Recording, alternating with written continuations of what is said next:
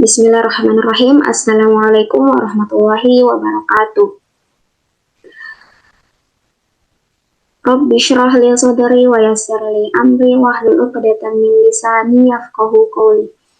Pertama-tama marilah kita panjatkan puji syukur kehadirat Allah Subhanahu wa taala karena atas berkat limpahan rahmat dan hidayahnya lah sehingga kita dapat menyelesaikan tugas ini dengan baik dan kami dapat mempresentasikannya. Salawat serta salam senantiasa tercurahkan kepada junjungan kita Nabi besar Nabi Muhammad Sallallahu Alaihi Wasallam. Baiklah, pada kesempatan kali ini kami dari kelompok 6 akan mempresentasikan bagian-bagian penting dari dokumen Software Requirement Specification atau biasa disebut SRS dari aplikasi Zoom. Baiklah, sebelumnya perkenalkan, nama saya Ulfa Rifki Awalia yang bertindak sebagai moderator pada presentasi. Dan dua rekan saya yaitu Rahma Alia dan Kendriangka. Next. Baiklah, pada materi pertama yaitu pendahuluan akan dijelaskan oleh Saudari Kendriangka.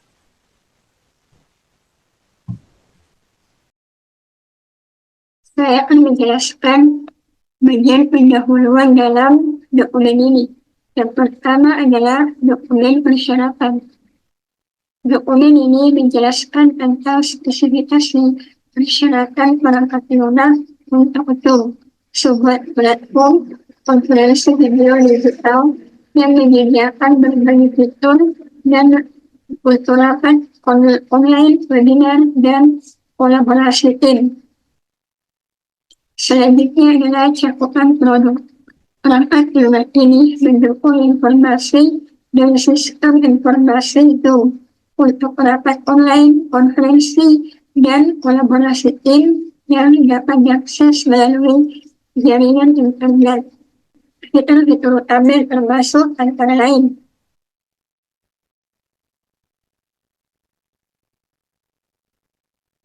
yang pertama, pengelolaan rapat dan konferensi online, termasuk pengaturan jadwal, undangan peserta, dan rekaman rapat. Yang kedua adalah kolaborasi tim melalui fitur berbagi layar, obrolan, dan kerjasama pada dokumen secara real time. Yang terakhir adalah pengaturan keamanan untuk melindungi privasi keamanan data pengguna, termasuk faktorisasi rapat, akses rapat. Selanjutnya adalah definisi akronim dan singkatan. Yang pertama adalah password, yaitu kata kunci yang digunakan untuk mengidentifikasi pengguna Zoom dan memberikan akses ke rapat atau webinar tertentu. Yang kedua adalah URL atau Uniform Resource Location, yang merupakan alamat web yang digunakan untuk mengakses rapat atau webinar melalui browser web. Yang ketiga adalah host, yaitu pengguna yang menginisiasi dan mengelola rapat atau webinar di aplikasi itu memiliki hak kontrol penuh atas pengaturan dan partisipasi rapat. Yang selanjutnya adalah partisipan, yaitu peserta anggota yang bergabung dalam rapat atau webinar dalam Zoom yang memiliki terbatas dan bisa saja memiliki peran yang berbeda dalam rapat. Selanjutnya adalah online, pengadaan atau kegiatan di mana aplikasi terhubung dengan internet dan dapat mengaksesnya dalam jarak jauh melalui jaringan. Yang terakhir adalah konferensi. Konferensi atau pertemuan yang melibatkan beberapa peserta yang terhubung melalui aplikasi itu untuk tujuan diskusi atau presentasi. Selanjutnya adalah referensi. Pada dokumen 1 menjelaskan tentang sistem manajemen rapat dan konferensi online. Pada dokumen kedua memberikan gambaran umum tentang aplikasi Zoom, fungsi produk, karakteristik pengguna, batasan-batasan umum, serta asumsi dan ketergantungan terkait penggunaannya. Pada dokumen ketiga memaparkan berbagai spesifikasi kebutuhan untuk penggunaan aplikasi Zoom, termasuk spesifikasi kebutuhan hardware. Yang terakhir adalah tinjauan bagian dokumen lainnya. Pada bagian kedua akan memberikan gambaran umum mengenai Zoom, sebuah platform konferensi video digital yang menyediakan berbagai fitur untuk rapat online, webinar, dan kolaborasi tim. Bagian dokumen ketiga akan membahas tentang persyaratan fungsional untuk aplikasi Zoom. Ini mencakup fitur-fitur yang diperlukan untuk manajemen rapat dan keamanan data. Baiklah, untuk bagian 2 yaitu deskripsi umum, saya yang akan memaparkan. Deskripsi produk. Zoom adalah sebuah aplikasi perangkat lunak yang menyediakan layanan konferensi video, panggilan suara, dan kolaborasi secara daring. Dalam aplikasi ini, pengguna dapat melakukan pertemuan virtual dengan peserta dari berbagai lokasi, melakukan panggilan suara, berbagi layar, dan berinteraksi dalam waktu nyata melalui video atau suara, sehingga memudahkan pengguna untuk bergabung dengan pertemuan dari mana saja dan kapan saja. Next. Untuk selanjutnya yaitu fungsi produk. Yang pertama yaitu terdapat tampilan galeri di mana memungkinkan pengguna untuk melihat video dari peserta dalam rapat. Dalam mode ini pengguna dapat melihat beberapa video sekaligus, memungkinkan mereka untuk mengamati reaksi dan ekspresi wajah setiap peserta. Yang kedua yaitu tampilan pembicara aktif. Ketika ada seseorang yang berbicara, maka tampilan Zoom-nya ini akan diperbesar atau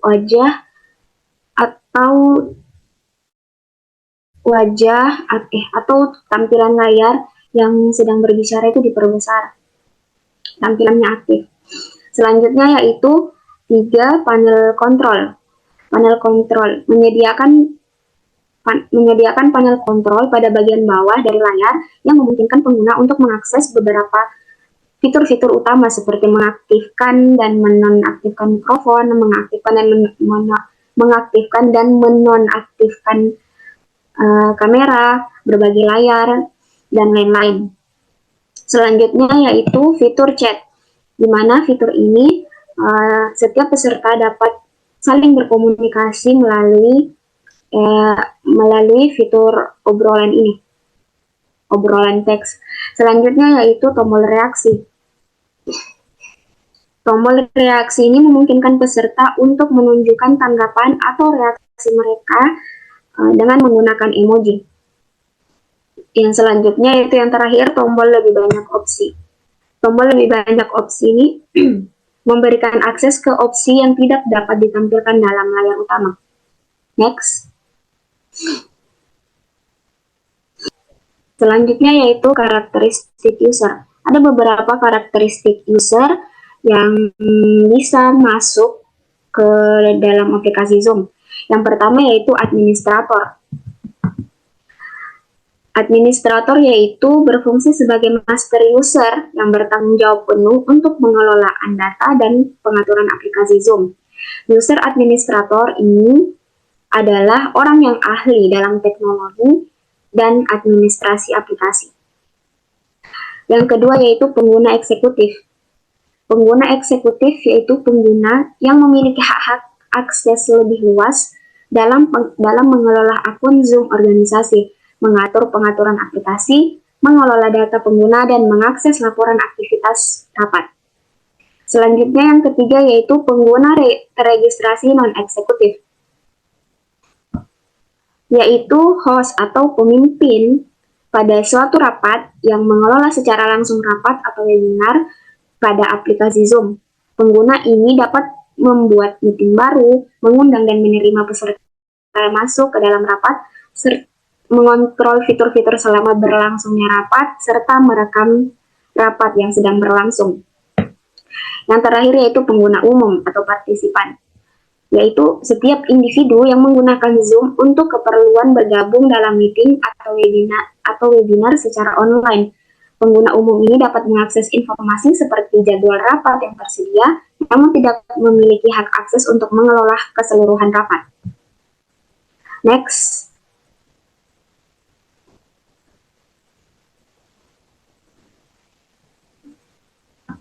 Batasan-batasan umum. Yang pertama, pengguna teregistrasi non-eksekutif dapat melakukan login sesuai kebutuhan untuk bergabung dalam meeting, yang terdiri atas beberapa jadwal yang berbeda. Yang kedua yaitu pengguna umum dapat mengakses informasi mengenai jadwal rapat yang tersedia secara online dengan bebas. Yang ketiga, untuk pengelolaan data rapat pada Zoom dioperasikan oleh host. Selanjutnya yaitu pada aplikasi yang mengelola data. Pada aplikasi yang mengelola data, pengaturan akun, profil pengguna, fitur-fitur Zoom, dan data pengguna dilaksanakan oleh administrator dan pengguna eksekutif. Selanjutnya, dan yang terakhir yaitu laporan aktivitas rapat dapat diakses oleh pengguna eksekutif. Next.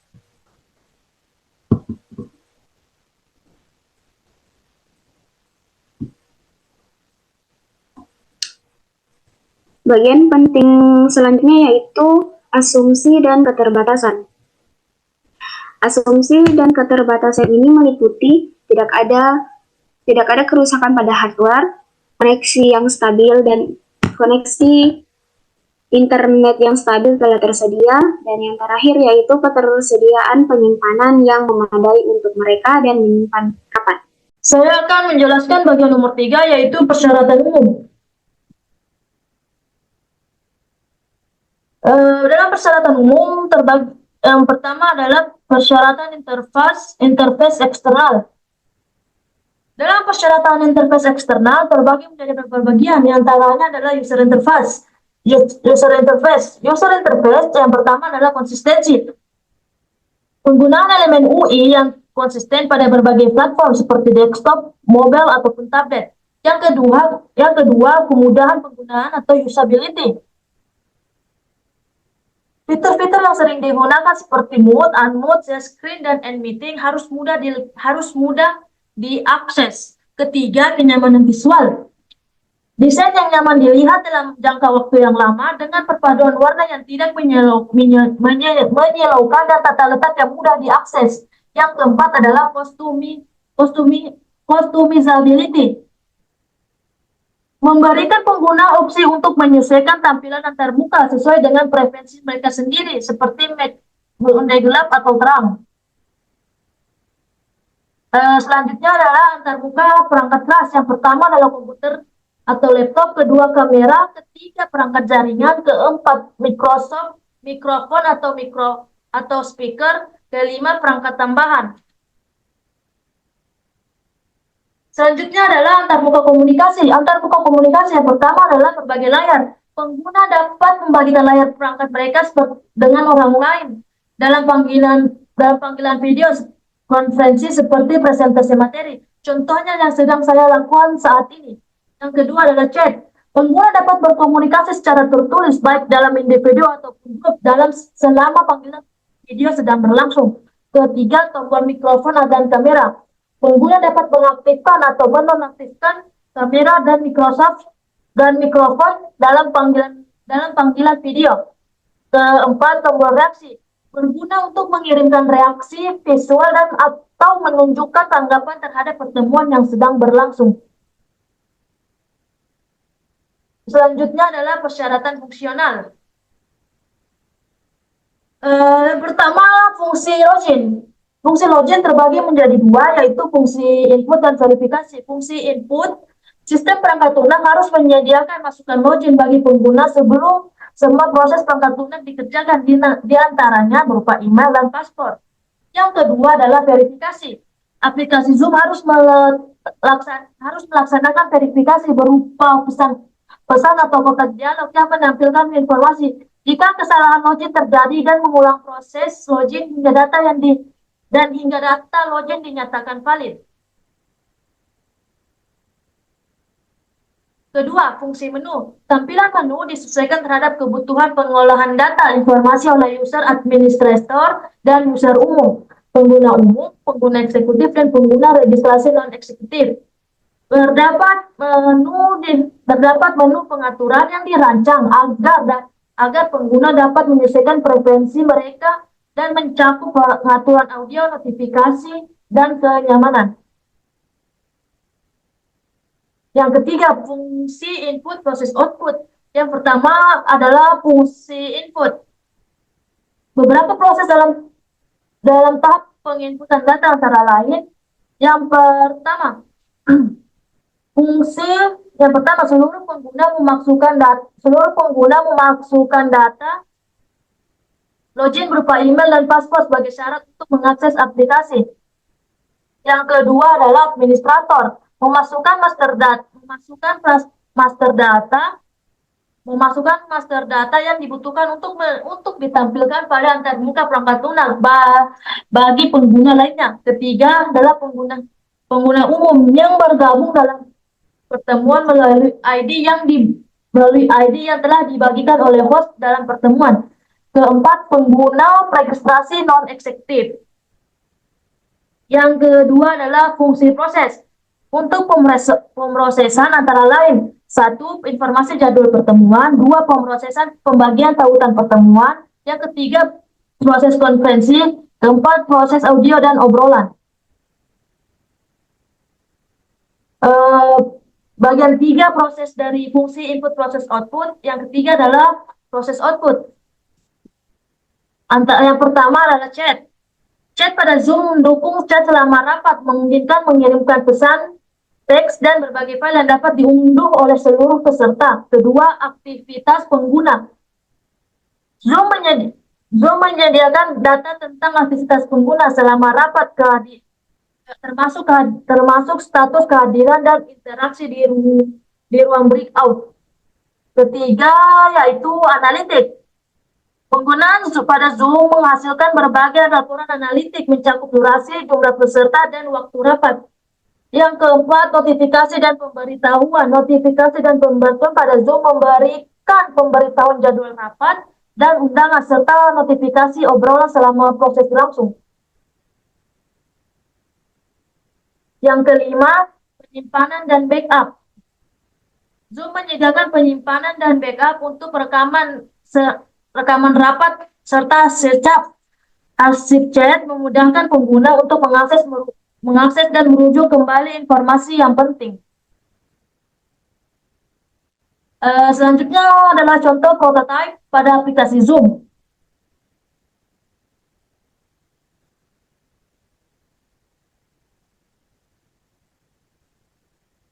Selanjutnya yaitu state transition diagram, di mana dimulai dengan kita memasukkan homepage, masuk ke dalam homepage, terus pengguna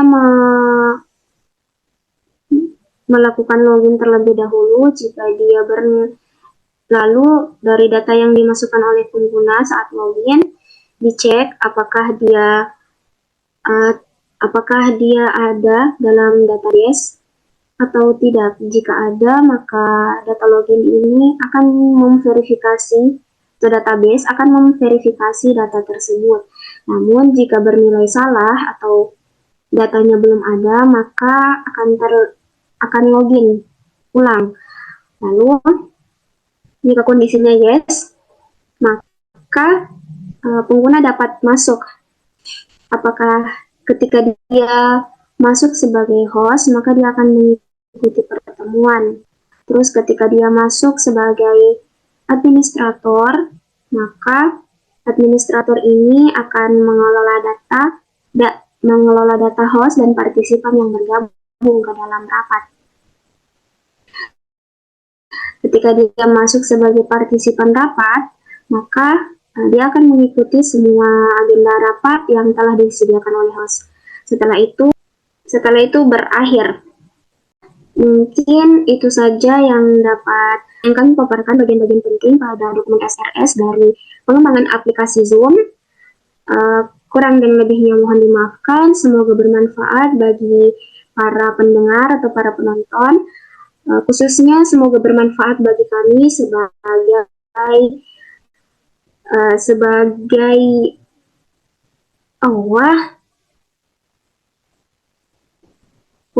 ulang. Baiklah, selanjutnya yaitu state transition diagram. Dimulai dengan kita memasuki homepage, lalu melalui proses login. Ketika kita melakukan login ini, data yang kita masukkan akan dicek di dalam database. Ketika ada, maka kita bisa masuk. Namun ketika tidak, maka kita harus login terlebih dahulu dengan mengisikan beberapa data. Lalu ketika kondisinya sudah yes atau sudah diverifikasi, maka kita dapat masuk. Pengguna akan masuk sebagai host. Ketika dia masuk sebagai host rapat, dia akan melakukan proses pertemuan lalu berakhir. Selanjutnya yaitu ketika masuk sebagai administrator, maka administrator ini akan melalui proses yaitu mengolah data host dan partisipan yang bergabung. Setelah itu ketika masuk sebagai partisipan rapat, maka partisipan rapat ini akan mengikuti proses pertemuan atau proses rapat pada Zoom meeting. Lalu semuanya berakhir. Baiklah, mungkin itu saja yang dapat kami paparkan dari bagian-bagian penting dari dokumen SRS dari pengembangan perangkat lunak Zoom. Kurang dan lebihnya mohon dimaafkan. Semoga bermanfaat bagi kita semua, khususnya bagi kami sebagai pemateri. Saya akhiri dengan ucapan wassalamualaikum warahmatullahi wabarakatuh.